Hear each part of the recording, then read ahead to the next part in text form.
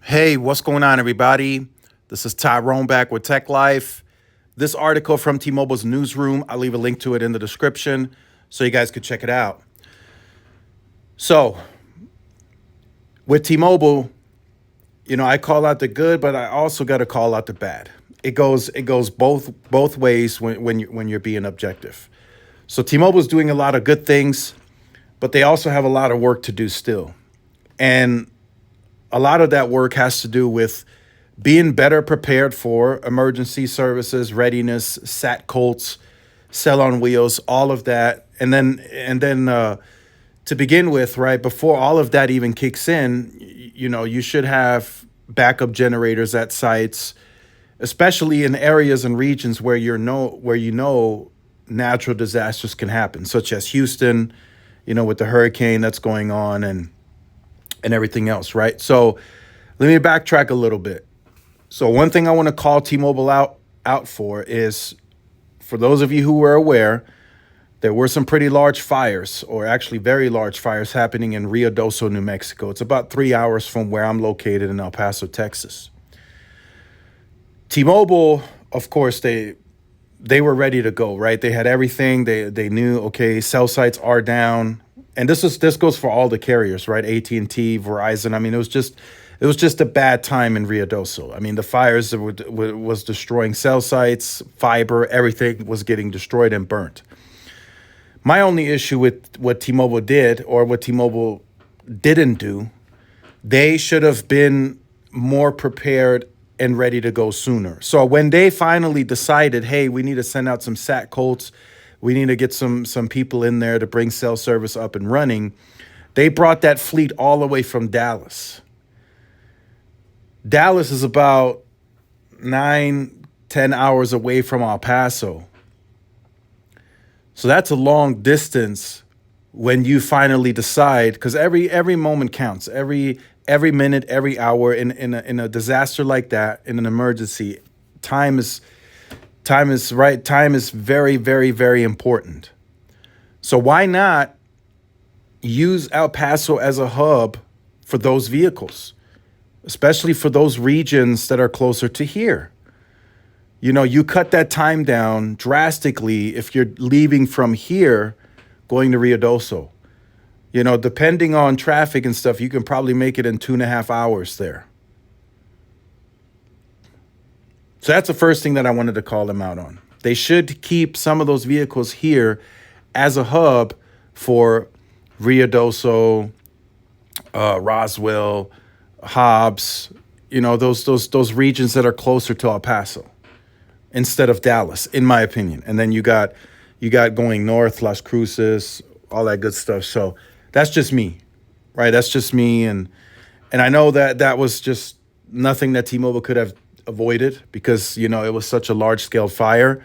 But you can prepare and be better, right? You can be better, and I think they need to bring some of those vehicles here, some of that fleet here, as a hub. So or even buy brand new ones and put some here for those purposes. Now, next, the Houston hurricane. Now, I know, I will acknowledge, all the carriers were down in some parts of Houston: AT&T, Verizon, and T-Mobile. But what I was able to gather from the internet and talking to people, T-Mobile had the most widespread outages versus even its competitors. So there were people that were switching in the middle of the hurricane.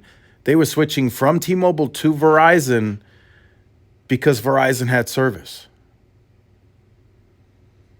So that tells me T-Mobile still has work to do. Now, in the hurricane, each cell site is affected differently, so I will also take that into consideration. T-Mobile could have had cell sites in an area that was more impacted by the hurricane. It's very possible. I'm not gonna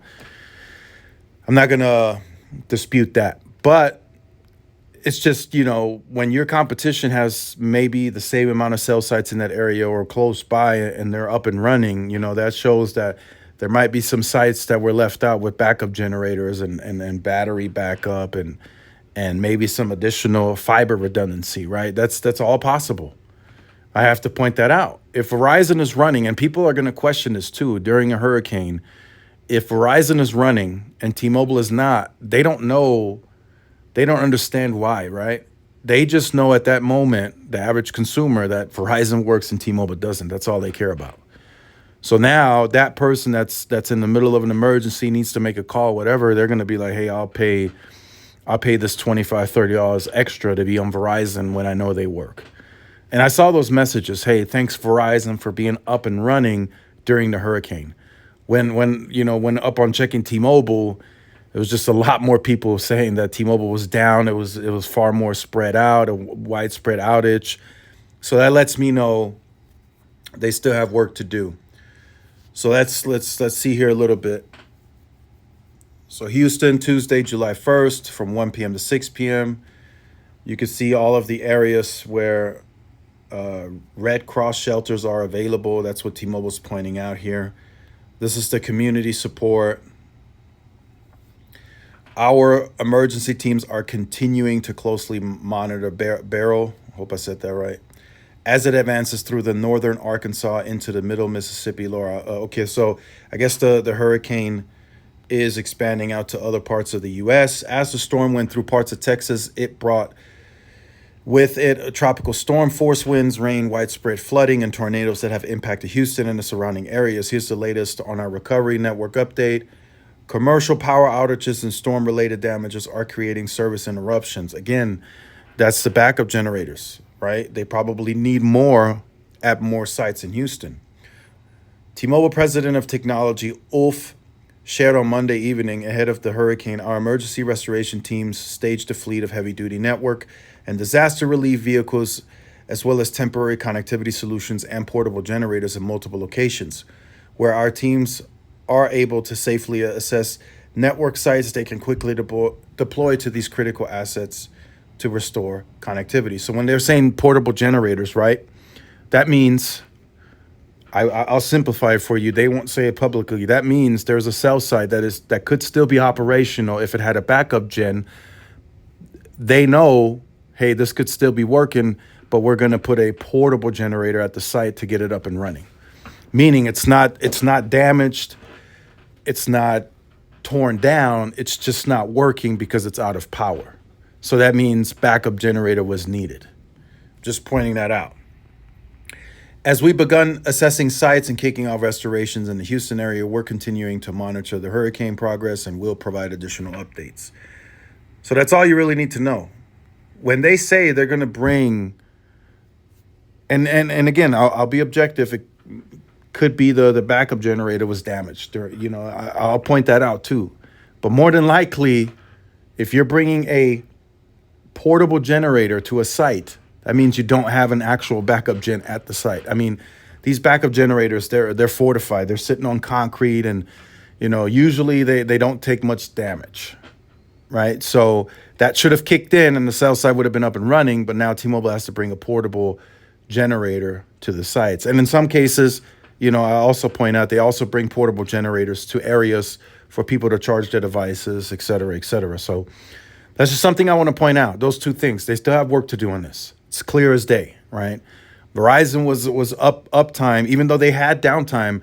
Their uptime across more of the area was clearly bigger than T-Mobile's, and people were switching to Verizon and even Visible during this time.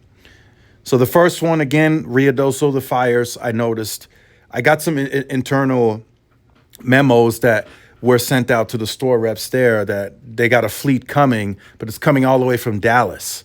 That's just too far. In a moment where time really matters, that's just coming from way too far. So I think they need to have some of that fleet here, or maybe even in Ruidoso now, since they know that could happen. But they should have been better prepared. And then with Houston, I think that's just an all-around bigger effort by the teams. More investment, more backup gens at sites, et cetera, et cetera. So let me know your thoughts in the comments. Like, share, subscribe if you're new. Follow my social media outlets. This is Tyrone with Tech Life. See y'all in the next one. Peace.